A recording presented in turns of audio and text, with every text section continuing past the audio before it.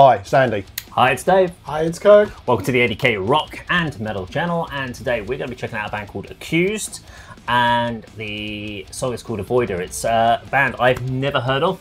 I don't know if any of you guys have.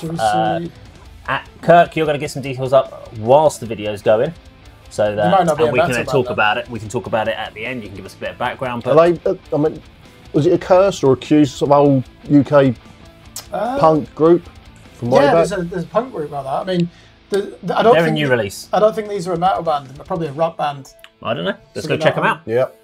Here we go again. Good guitar sound. That bit, well, I just can't help it, makes me think of Blink 182 straight away with that kind of that vocal delivery. I think we're in for a magical song.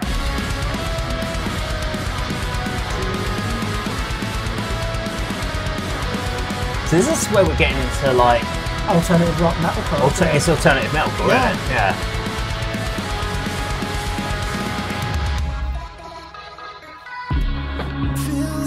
Attack and Like, fucking hell. He's like, what the fuck is this? It's like, oh, it's like we can rewind that. Just hilarious. He was like, it's like Leslie's brought his dinner in and just giving him 1p on a plate, and you're like, what the fuck is that? Shepherd's pie. Yeah. Oh, yeah, I've just shat on a plate. Here, eat this. It's a young man's getting that well, Andy. Okay, so there are elements I like.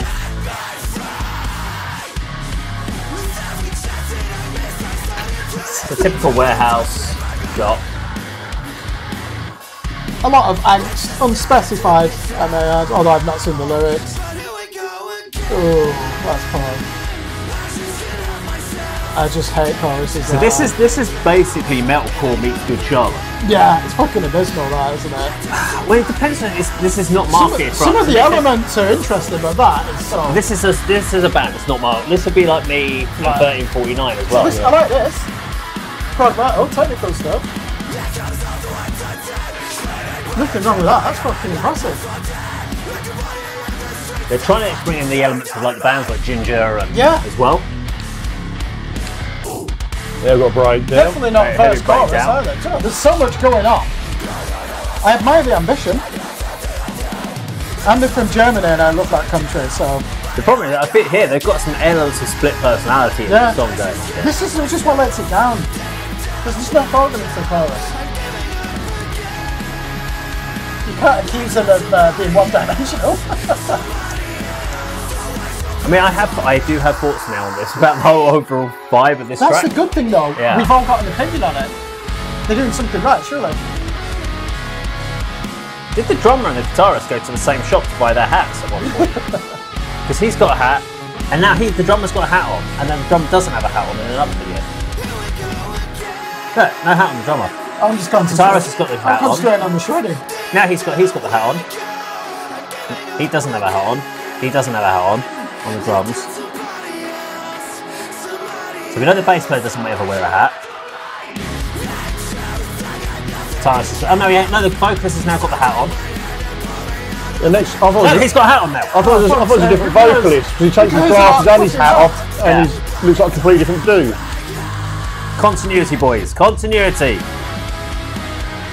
The one thing that will piss me off on a music video. There we are, look. It's like a different bloke. Yeah. And now the drummer's got the hat on again. And now it's off. Can we not talk about the hats? No. It's wasted 40 seconds. No, sorry. Let's get back to the music elements. We will. There are some really nice music elements. That would have turned into Periphery.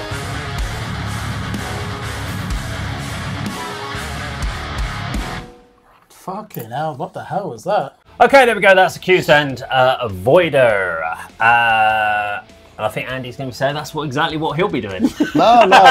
Au contraire. Go for it, Andy. You tell us about what your thoughts on this one. When you were sort of trying to find the start of the video, there was a split second, and you said, "Yeah, this is rock," and it was. It's almost pop. Almost pop. I mean, the guy's spinning around with a solo guitar, solar guitar, and it's like that sound isn't coming from him. I don't know what that was. It's just sort of pop generated sort of keyboard type. I don't know. It's very, very strange. And then there's just so many elements. I mean, it's definitely a song that needs, you know, repeat viewing and listening, because there was so much going on there. I mean, we've got breakdown, we've got aggressive vocals, clean vocals, traditional rock solo, and then there's like technical riffing right at the end.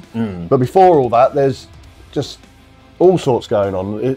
It's hard to compute. I mean, we're chatting as well, which doesn't help when you're trying to sort of absorb every element. Counting the hats, 40 seconds. Yeah. Well, it's an honest reaction. We are reacting. Yeah. This is exactly what I'd be thinking if I'm watching the video on my own. Just rather than writing it down as notes, I think it's interesting to actually say as we see things, because that's what a general viewer will be doing. All right. Yeah, I mean, you talk about the hats and the look of the performers. I thought at one stage they brought a second vocalist in, because he's got hat and glasses on, and next time you see him, he's in a black t-shirt without the jacket and without the hat and glasses, and he looked like a completely different bloke. So, I mean, there was a lot for me to enjoy on that, to be honest, but I will need to watch it again, and it wasn't quite as negative as one of my expressions that you'll probably freeze frame and share.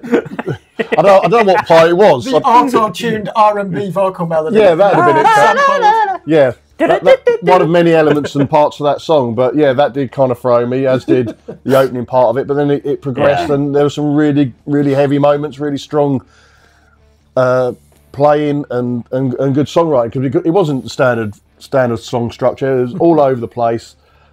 Maybe trim that out a little bit and just concentrate on the sort of key elements of the song that worked really well. But there was definitely one to go back to and have a look at again. Okay. Yeah, very interesting. Kirk? 9 out of 10 for imagination, 6 out of 10 for execution, 3 out of 10 for the chorus.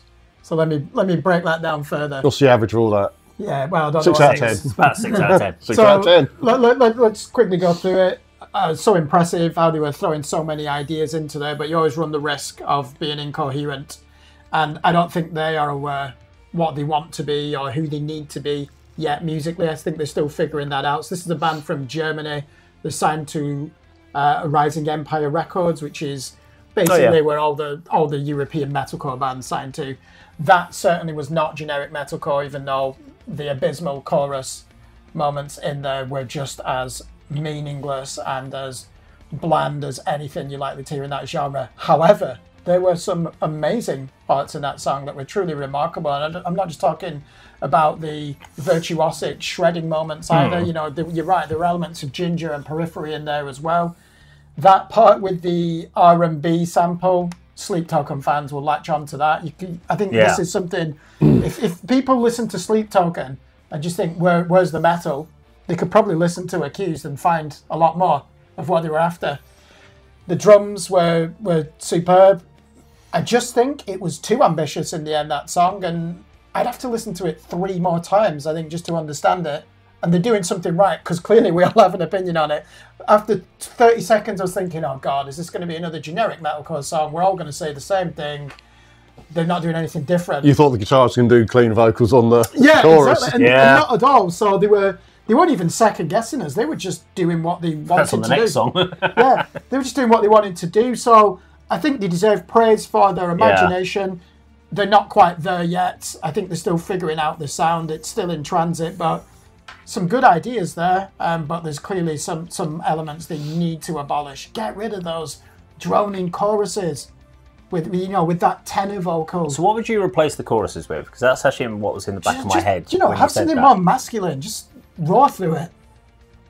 Or, why not turn a bit? Turn it into more deathcore. I'd go for a gothic vocal, a really low baritone. I don't know. I just hate that mid-range tenor sound where there's no thought gone into it, is there? The actual vocal line, you could not hum that. It's the sing-along. It's the sing-along point that they're trying to get the crowd.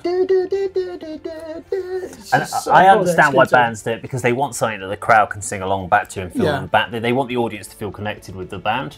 And if you do, we've said it with other bands before, where there is no hook, and so there's nothing to remind you that you get to the end of the song and you're like, I couldn't tell you how the song went. And that is technical, so it makes sense to put a chorus. So you need to have something hooky, but initially you're saying all these different elements, and you're kind of going where there's these commercial poppy elements, and then you've got this prog metal going on there, and you've got some real heavy elements, you've got some slam, and you kind of go,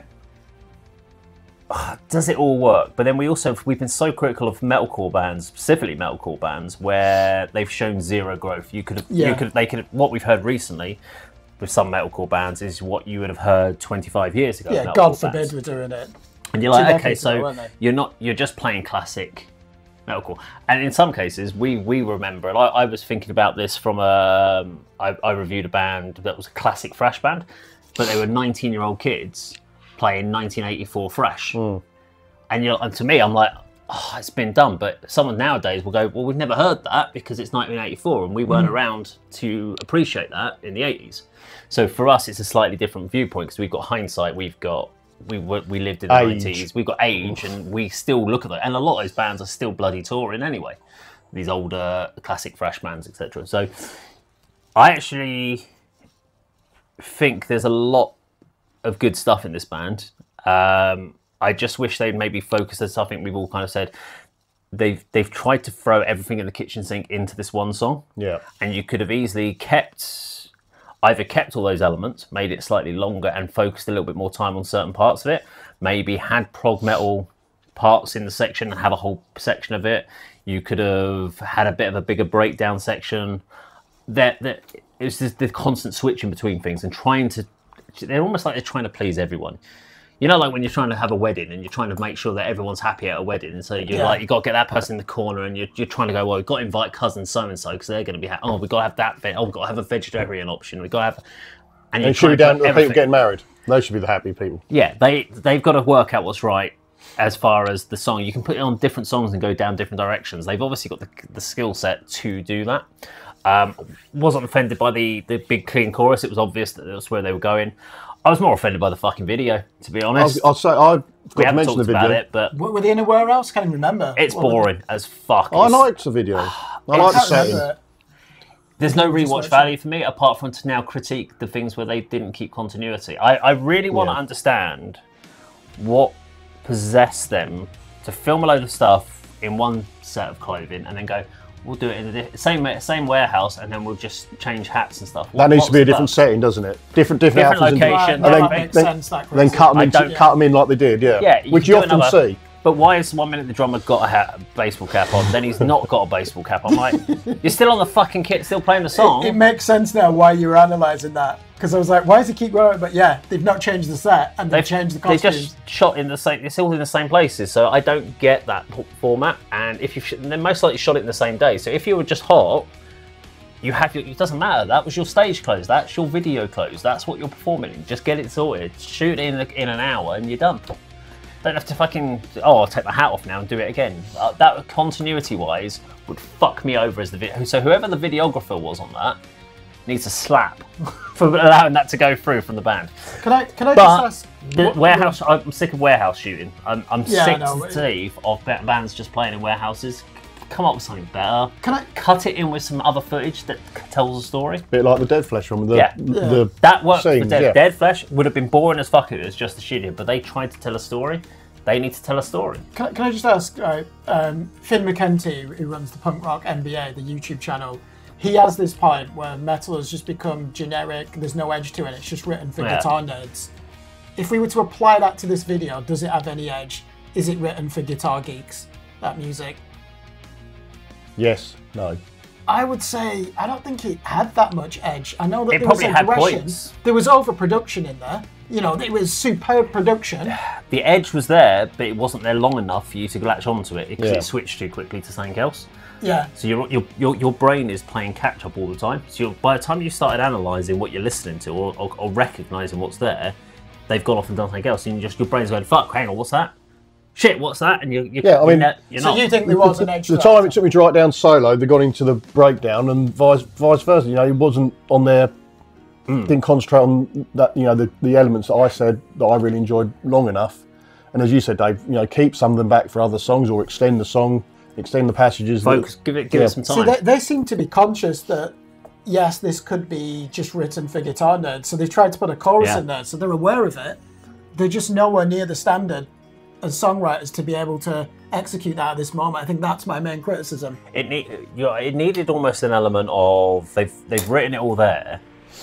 They've come up with this structure, and then someone needed to kind of go, Okay, but that just doesn't need that little bit there could come out. They just need some fine tuning on the actual overall structure of it because all the elements were there. Yeah. I just think they'd put too many things into it, like a fucking trifle. They just got and then fucking got the wrong layers. If they want to, you know, look at their fellow Germans in that band, Unprocessed, they know how to do this type of music and to actually bring in pop elements that work with virtuoso shredding. So I think that's the band that everyone's looking to. They could probably get there. I think they only formed in 2021, so they've got a good future, haven't they? But I would also say with this particular band, if I listened to this song 3 or 4 more times and got the structure in my head, I'd probably really, really enjoy the track. Yeah. Because you need the time to process it. It's not an instant. Designed for one instant review, is it? And do you know there was a story to this video? Was there? Yeah, didn't you notice there was a guy and a girl and they were hugging at points? Oh, there was story elements. Yeah. Didn't fucking elaborate on that, did you guys? No. But it was nothing more than the two of them being face to face and very close. It was called Avoider. I was just concentrating on watching. But that was the thing. They've obviously gone down a route where they've tried to start it. And it was only after I said there was no story element. And I went, what was the video that had a girl in it? That was that video. Yeah. But they did it at the beginning and then they just cut to warehouse scenes and then cut a couple of times back to it and then just stayed on the warehouse. I'm like, so what was the point of the... Do you know, I was just watching the guitar fretwork. So I am one of the guitar nerds who this is aimed at.